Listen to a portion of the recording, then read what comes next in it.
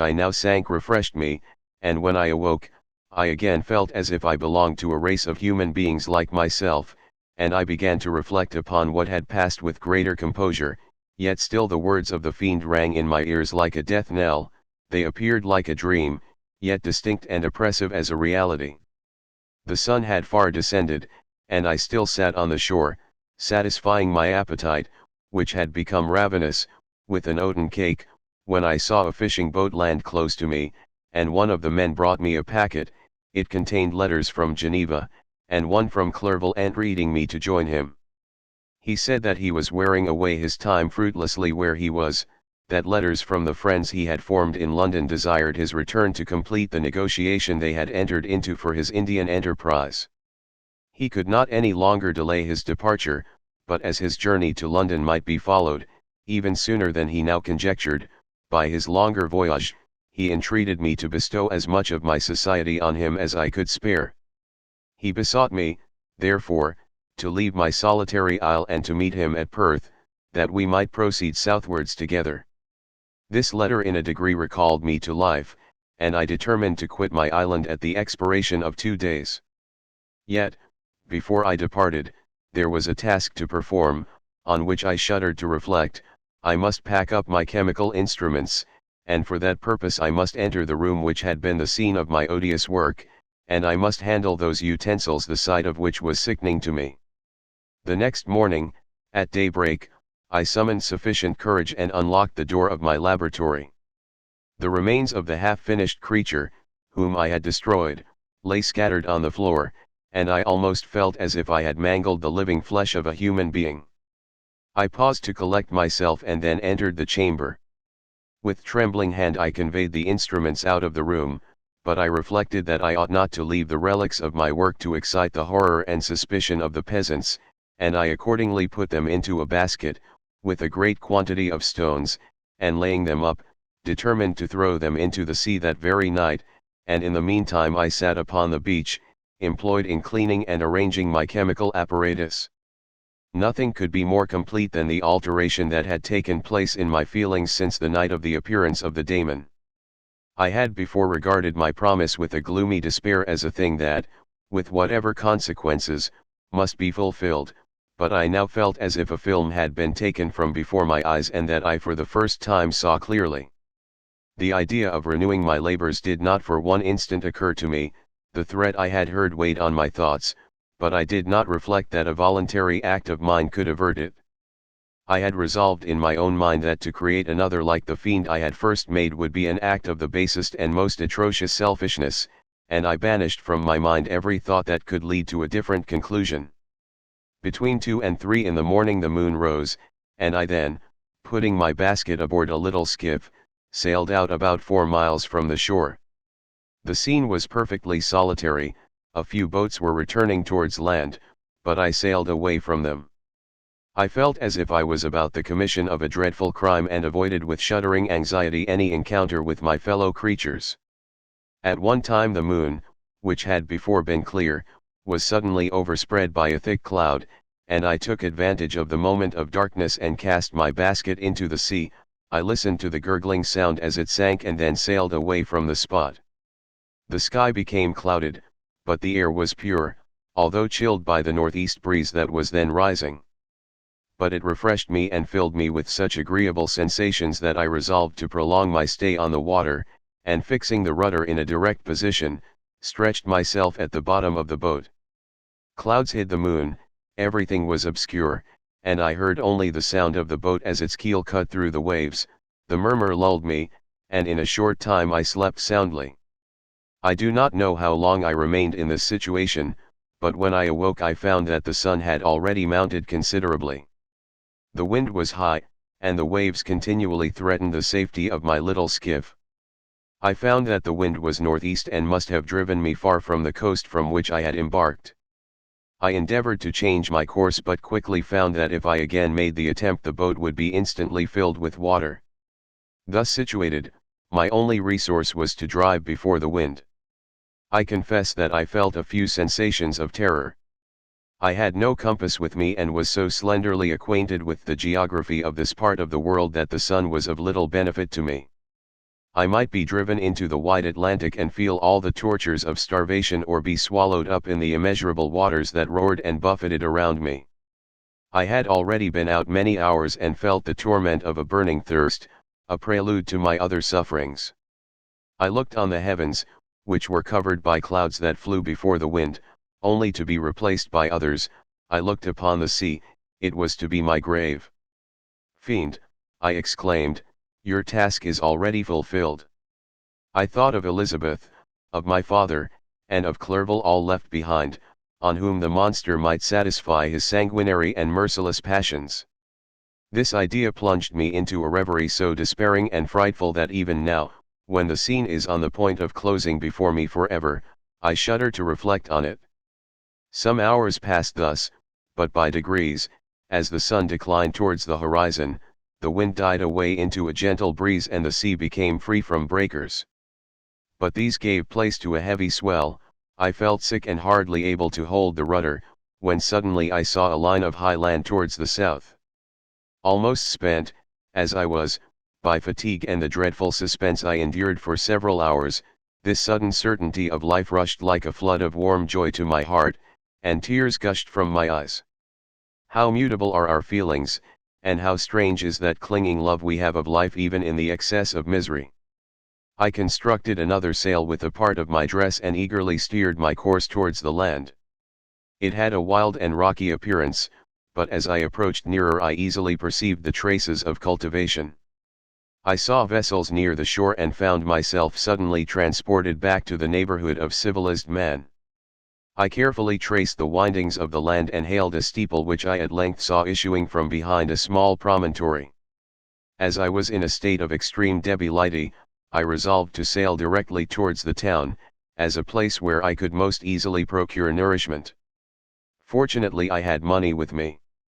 As I turned the promontory I perceived a small neat town and a good harbor, which I entered, my heart bounding with joy at my unexpected escape.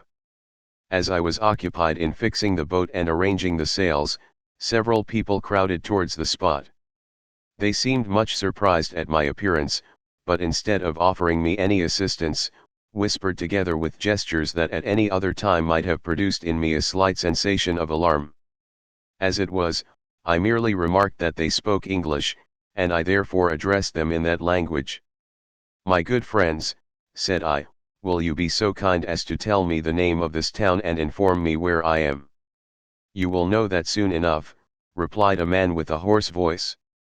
"Maybe you are come to a place that will not prove much to your taste, but you will not be consulted as to your quarters, I promise you."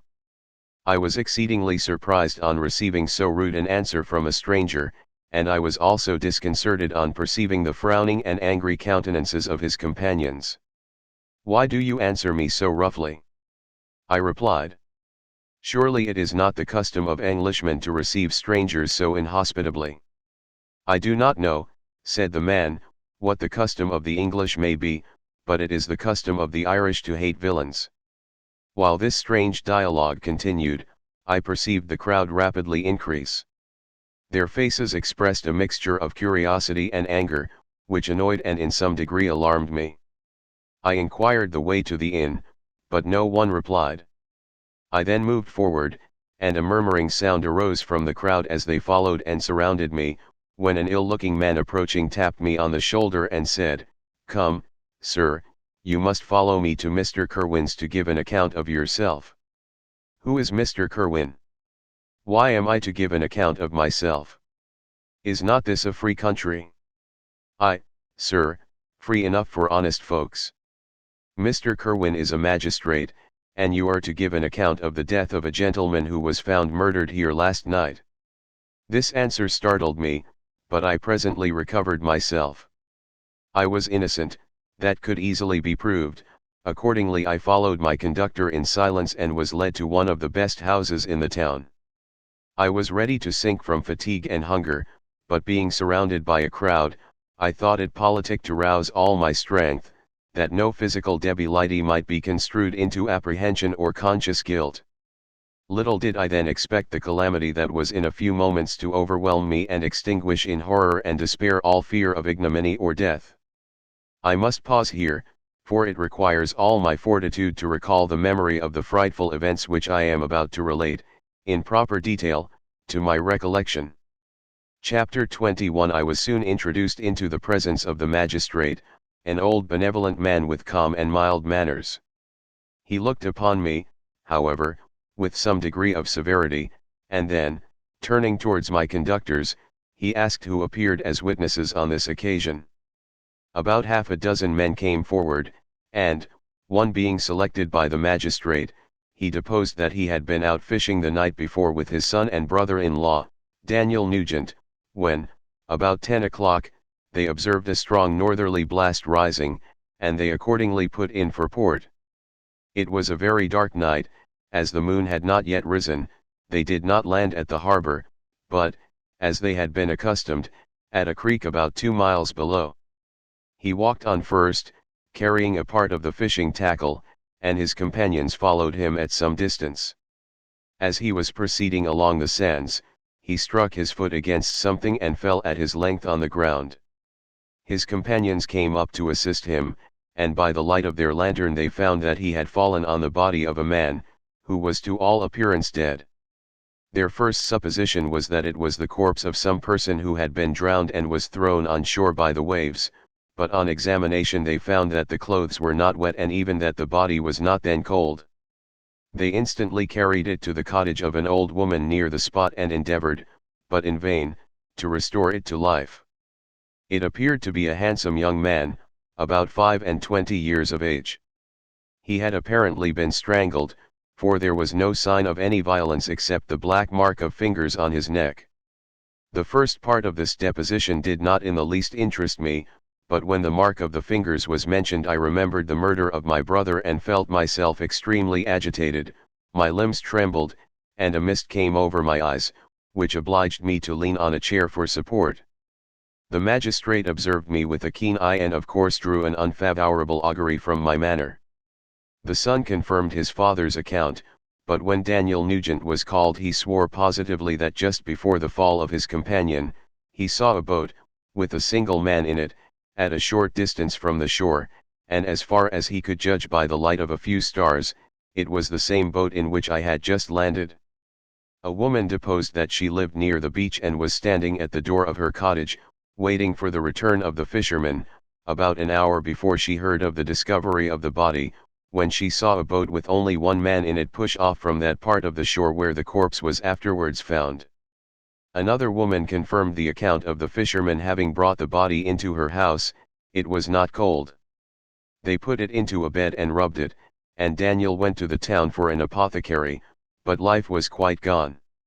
Several other men were examined concerning my landing, and they agreed that, with the strong north wind that had arisen during the night, it was very probable that I had beaten about for many hours and had been obliged to return nearly to the same spot from which I had departed. Besides, they observed that it appeared that I had brought the body from another place, and it was likely that as I did not appear to know the shore, I might have put into the harbor ignorant of the distance of the town from the place where I had deposited the corpse. Mr. Kerwin, on hearing this evidence, desired that I should be taken into the room where the body lay for interment, that it might be observed what effect the sight of it would produce upon me. This idea was probably suggested by the extreme agitation I had exhibited when the mode of the murder had been described. I was accordingly conducted, by the magistrate and several other persons, to the inn. I could not help being struck by the strange coincidences that had taken place during this eventful night, but, knowing that I had been conversing with several persons in the island I had inhabited about the time that the body had been found, I was perfectly tranquil as to the consequences of the affair. I entered the room where the corpse lay and was led up to the coffin. How can I describe my sensations on beholding it? I feel yet parched with horror, nor can I reflect on that terrible moment without shuddering and agony. The examination, the presence of the magistrate and witnesses, passed like a dream from my memory when I saw the lifeless form of Henry Clerval stretched before me. I gasped for breath, and throwing myself on the body, I exclaimed, "Have my murderous machinations deprived you also, my dearest Henry, of life? 2 I have already destroyed, other victims await their destiny, But you, Clerval, my friend,